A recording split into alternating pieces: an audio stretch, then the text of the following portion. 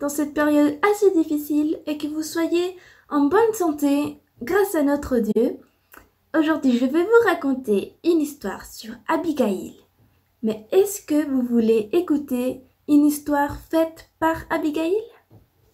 Soyez attentifs et écoutez cette histoire.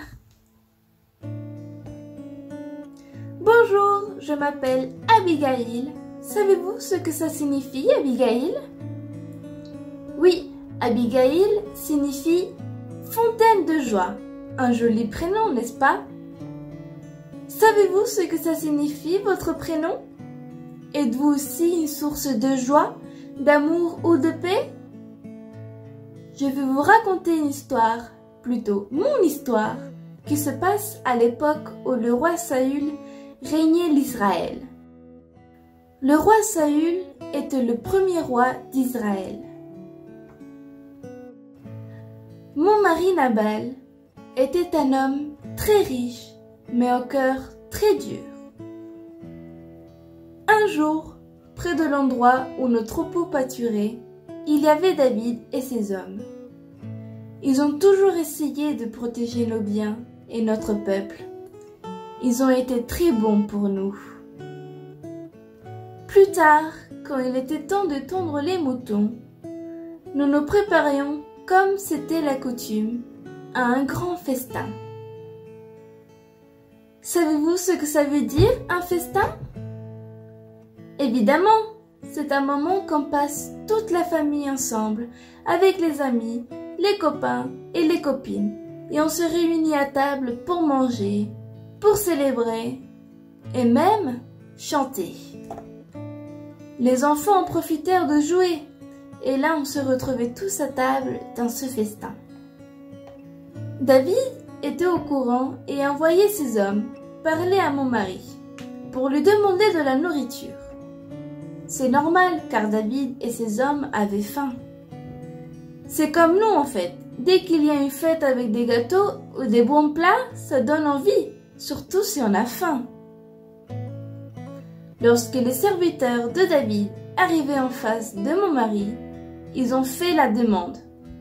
Mon mari s'est mis en colère, il a mal réagi et ne lui a pas donné ce qu'il demandait. « Partez d'ici, je ne vous donnerai aucune miette !» Aussitôt les serviteurs sont allés rejoindre David.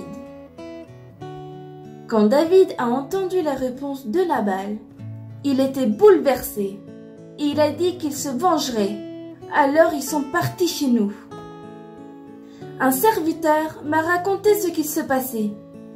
David et ses hommes ont appris que monsieur Nabal ne voulait pas leur donner à manger. Donc ils viennent se venger en le tuant. Surprise! Je suis intervenue rapidement, car il n'y avait pas de temps à perdre. Je n'ai même pas prévenu mon mari, car je savais qu'il ne me permettrait pas de partager notre nourriture avec David et ses hommes. Alors, je suis partie avec mon âne. Mes serviteurs sont partis avec la charge de nourriture devant moi. Soudain, j'ai vu David et ses hommes arriver, prêts à tuer mon mari et notre peuple. Je suis descendue de l'âne et je me suis inclinée devant David. Vous êtes loin de Dieu qui régnera après Saül. Pardonnez mon mari et prenez mes aliments. Je me suis excusée auprès de lui, au nom de mon mari, et je lui ai offert de la nourriture. Dieu m'a donné le courage pour lui parler avec sagesse et de lui demander de laisser le châtiment de ceux qu'il avait enfoncés entre les mains de Dieu. David m'a remercié de l'avoir aidé à éviter une tragédie et a compris que Dieu lui rendrait justice. Je vous encourage à agir rapidement lorsque c'est nécessaire, mais demandez d'abord à Dieu la sagesse. Dans la parole de Dieu, 2 Corinthiens 5 au verset 18, il est écrit « Et tout vient de Dieu, qui nous a réconciliés avec lui par le Christ, et qui nous a donné le ministère de la réconciliation. » Chers enfants, cette histoire nous apprend que dans notre vie, nous pouvons être confrontés dans des situations difficiles, comme par exemple la colère envers les parents, les frères, les amis.